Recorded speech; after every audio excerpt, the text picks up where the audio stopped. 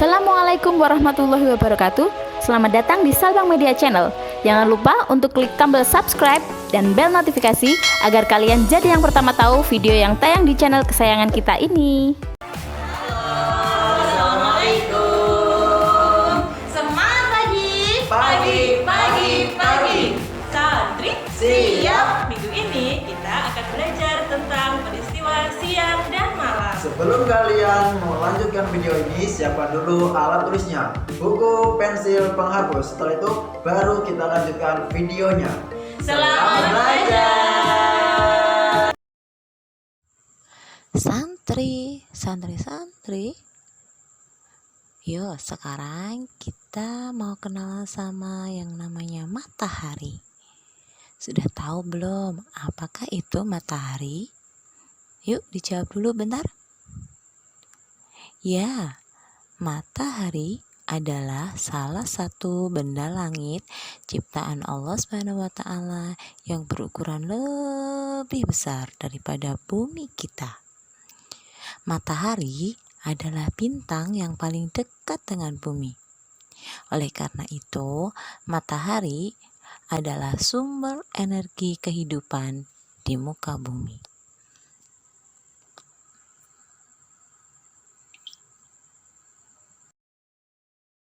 Ayo, adakah yang tahu kapankah matahari itu terbit dan terbenam? Yuk dijawab sebentar.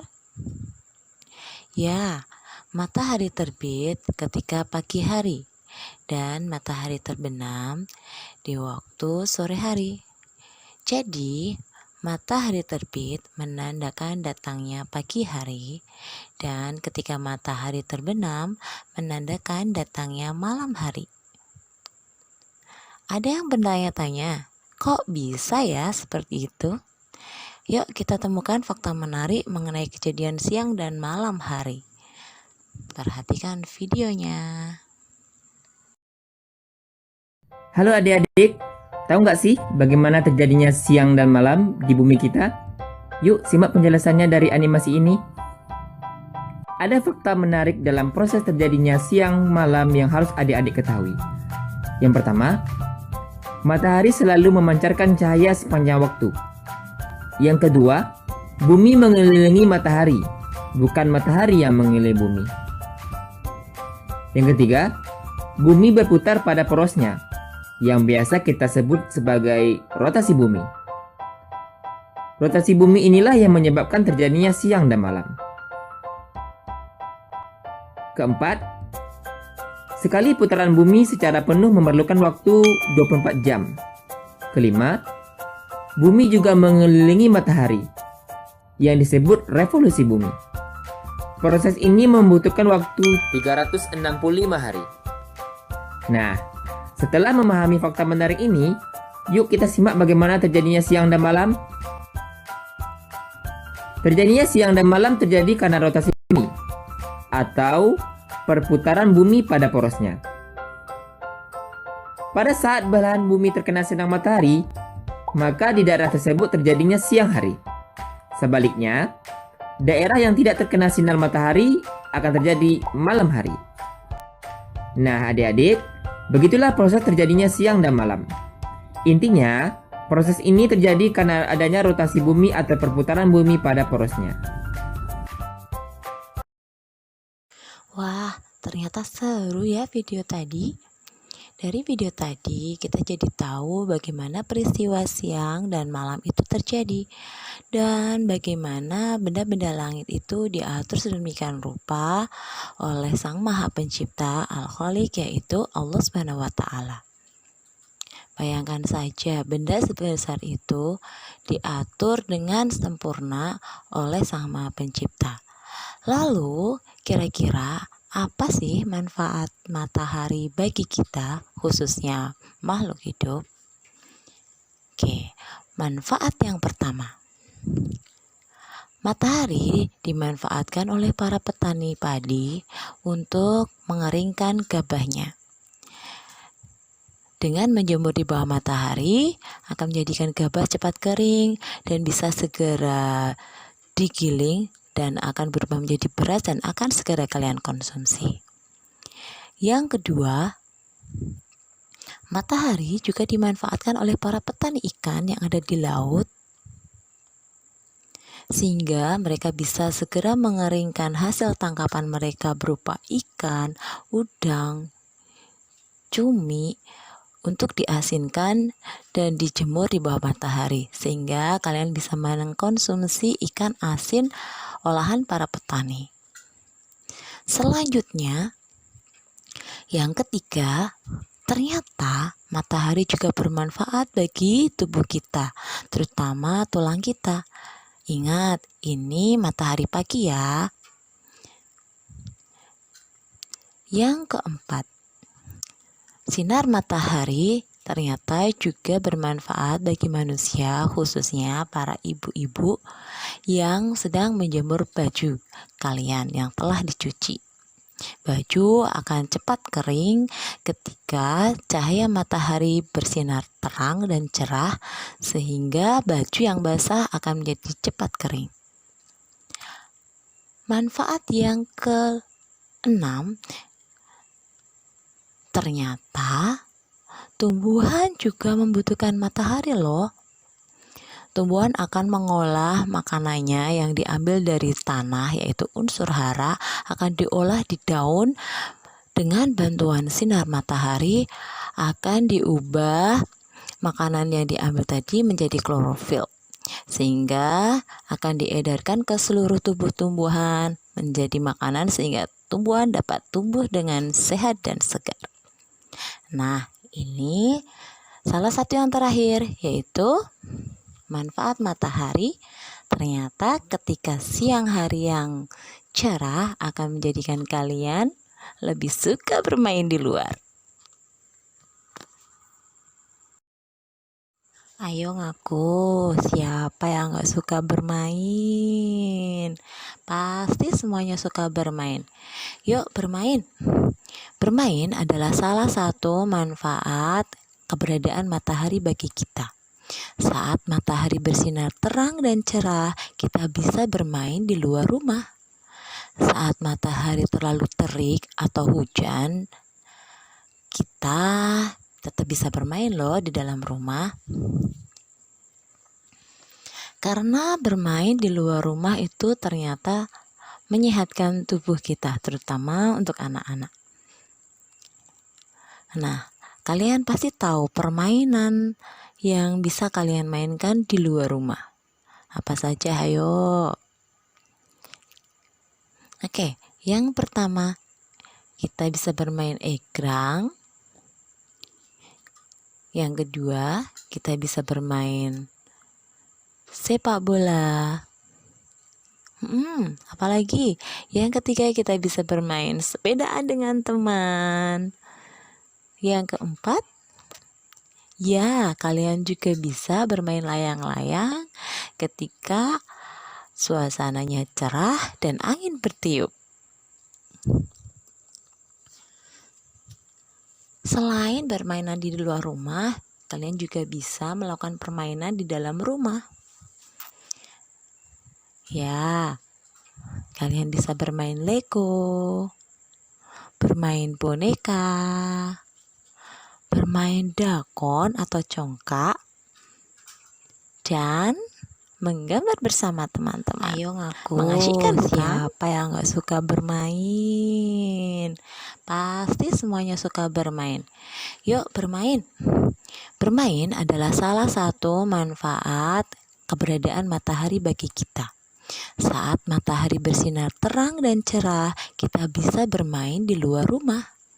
Saat matahari terlalu terik atau hujan, kita tetap bisa bermain loh di dalam rumah.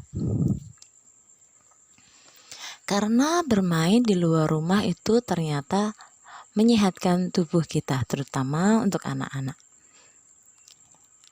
Nah, kalian pasti tahu permainan yang bisa kalian mainkan di luar rumah. Apa saja, ayo. Oke, yang pertama, kita bisa bermain egrang. Yang kedua, kita bisa bermain sepak bola. Apalagi yang ketiga, kita bisa bermain sepedaan dengan teman. Yang keempat, ya, kalian juga bisa bermain layang-layang ketika suasananya cerah dan angin bertiup. Selain bermainan di luar rumah, kalian juga bisa melakukan permainan di dalam rumah. Ya, kalian bisa bermain Lego, bermain boneka, bermain dakon atau congkak, dan menggambar bersama teman-teman. Mengasyikkan, bukan?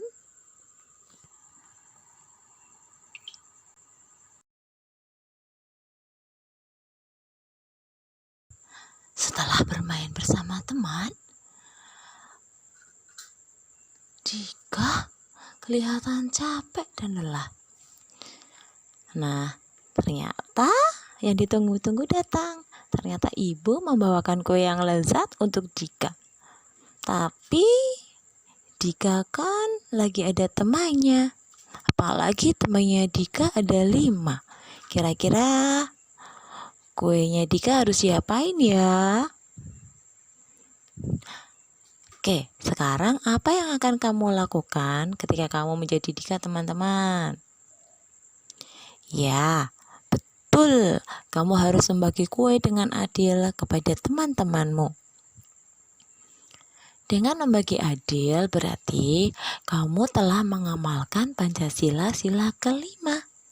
Ayo sebutkan bunyi Pancasila sila kelima. Ya, keadilan sosial bagi seluruh rakyat Indonesia. Nah, sekarang tugas kamu adalah, ayo tunjukkan contoh sikap adil kepada ayah dan ibumu. Setelah makan kue buatan Ibu Dika, Geri dan Putu membuat layang-layang. Wah, ternyata nggak capek-capek ya anak-anak ini.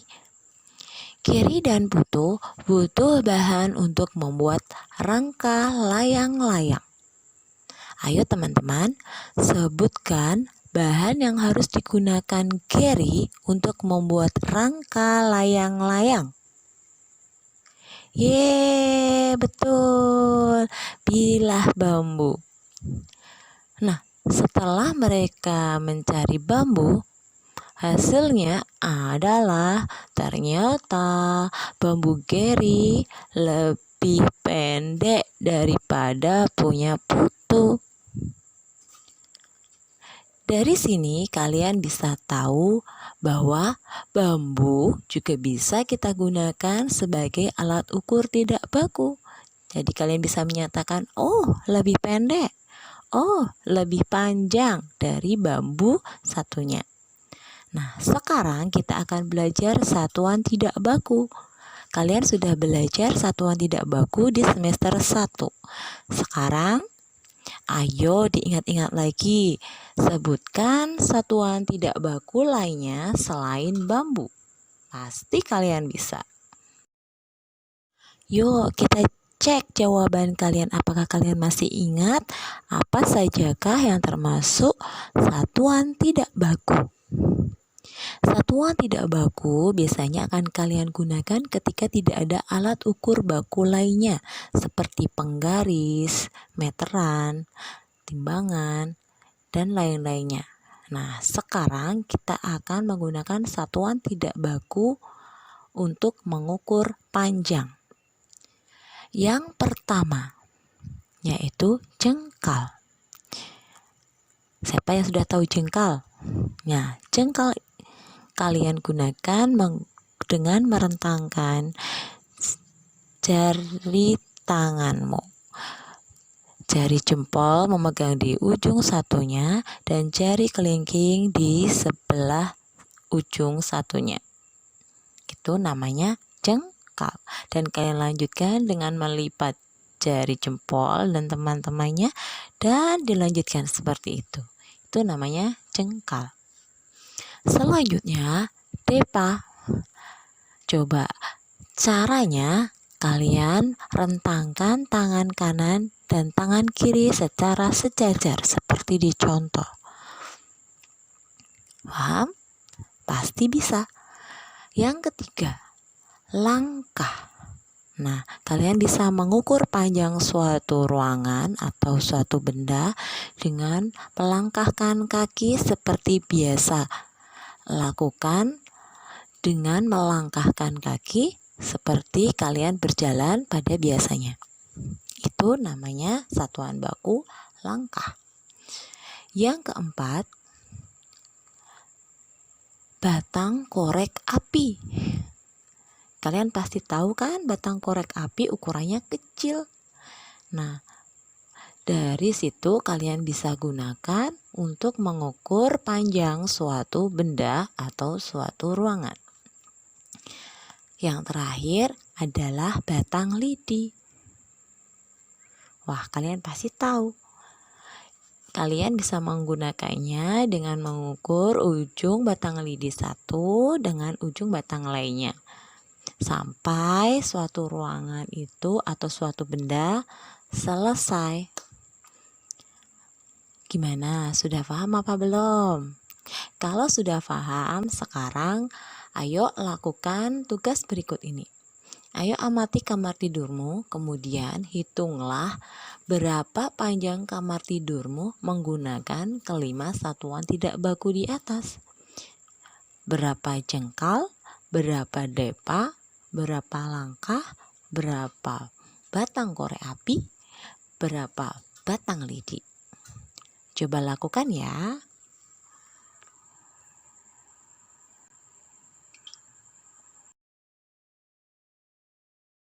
Ayo, gimana kalian sudah bisa mengerjakan tugas yang tadi Bu Nirung berikan? Sekarang aku jadi tahu berapa ukuran panjang kamarku dengan satuan jengkal, satuan depa, satuan langkah, satuan batang lidi, dan batang korek api. Nah, sekarang kita keluar sebentar dan lihat langit.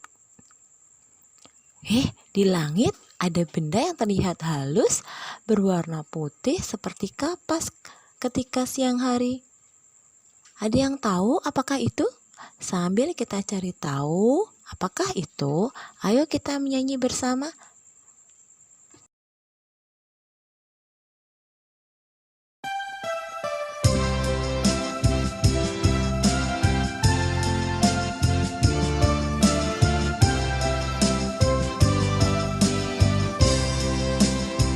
Kulihat awan seputih kapas, arak berarak di langit luas. Andai ku dapat ke sana terbang, akan ku raih, ku bawa pulang. Kulihat awan seputih kapas, arak berarak di langit luas. Andai ku dapat ke sana terbang, akan ku raih, ku bawa pulang.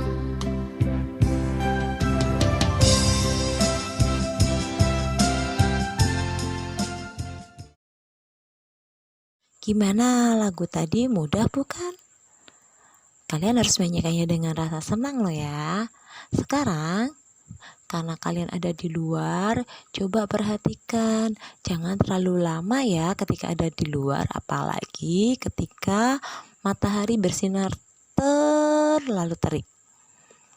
Nah, ternyata ketika matahari bersinar terik di tengah hari atau di siang hari, ada bahayanya ya jika kita terpapar terlalu lama. Bahaya yang pertama, kulit kita menjadi kering dan terbakar. Rasanya tidak enak ini. Yang kedua, bisa merusak mata. Dan yang ketiga, akan menyebabkan sakit kepala. Siap. Setelah kalian melihat video tadi, yuk sama-sama kita simpulkan apa saja yang sudah kita pelajari hari ini.